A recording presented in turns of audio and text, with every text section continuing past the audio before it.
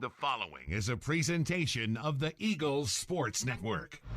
Adam Cavalier alongside Carson-Newman head men's basketball coach Chuck Benson. Chuck, you sweep the series with Wingate for the first time since Charles Clark's senior year in 17-18, and yet another game where your offense is highly efficient after halftime while your defense turns your opposition into an inefficient team. What'd you see out of your team yet again in winning time on that 9-0 run around the midway point of the second half that carried the day for your team? I keep on being impressed with what I learned, because if you think about it, when that second half separation occurred, you know, we don't really have second tier players here. We've got guys that are ready to do the job, and so that went down, and you had a Josh Butts, a Tyler Bowen. You had some other guys in the game. I think Trey Smith was out there at that moment.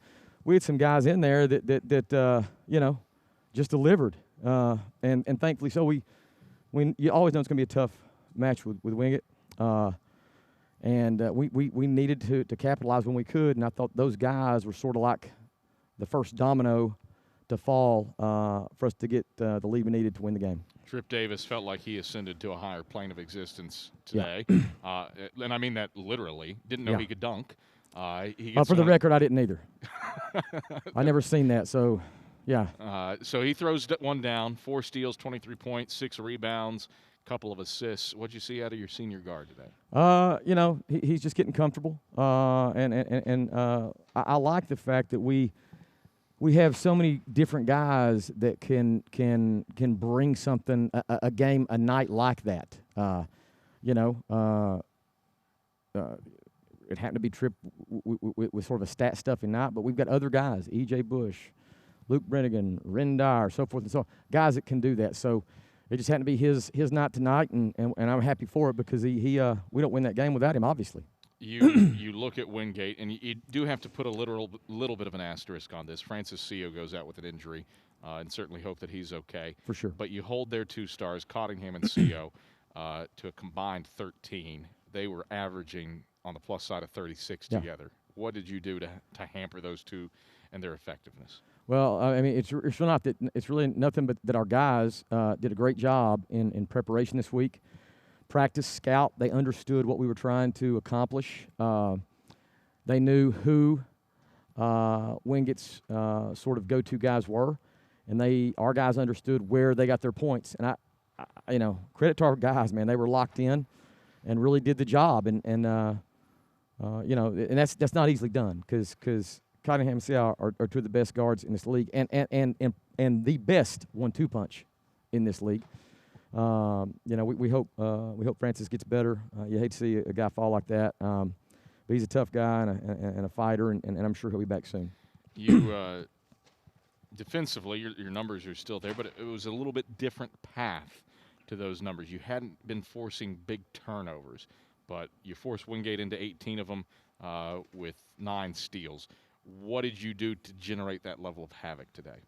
I don't think that we necessarily did anything. We just didn't get compromised, and we forced their players to try to make plays. Well, the hardest thing in this game to do is to make plays. That's the hardest thing to do. And we got some athletic guys, some big guys, some long guys that sort of just stood their ground, and we were fortunate, you know. Yeah, I mean, it's not like we were pressing and trapping and scrambling to create turnovers. We just were being solid and sound, and those we got the breaks in that regard. Turn your attention to another tall task. You get to face off against a top 5 unit in Lincoln Memorial on Wednesday, presuming that everybody stays COVID-free. What do you have to do to gear yourselves up for the league's most electrifying offense? Well, there's nothing we have to do to get up for it. I mean, we'll be up for it, but to be honest, I'm seeing in our guys a level of sort of like focus on no matter who we're playing, we're going to take it serious. So it's not like we'll look to this game in any greater way than we looked at today's game against Wingate. You know, it's another game, another opportunity. Hopefully we get to play, but you know, I guess time will tell. All right, Chuck. Pleasure as always. Okay, hold a minute. This is I must say this. Today was Trey Smith's birthday. Okay. I knew I had this gut feeling that Trey Smith was going to be an integral part. The birthday boy on his birthday, I just had a feeling. I told our staff, I said, I just got a feeling today about Trey Smith. And he went in there, and on his birthday, he gave back to the program. He played well, but, man, he gave the program a gift. And one other thing, Kev, just the record, because this has never happened in my family's history. On this day, Cooper Benson wins. 5-year-old basketball. Oh, man. Jake Benson wins. 8-year-old basketball. And Daddy Benson and the Eagles win. Oh, the man. Bensons got the trifecta today. Well, I'll make sure that goes in the game notes just for you, Chuck. Little known fact. What was the shooting percentage of that 5-year-old basketball game? Pretty hot? Above 55%? It was just a mauling. It was a bloodletting, man.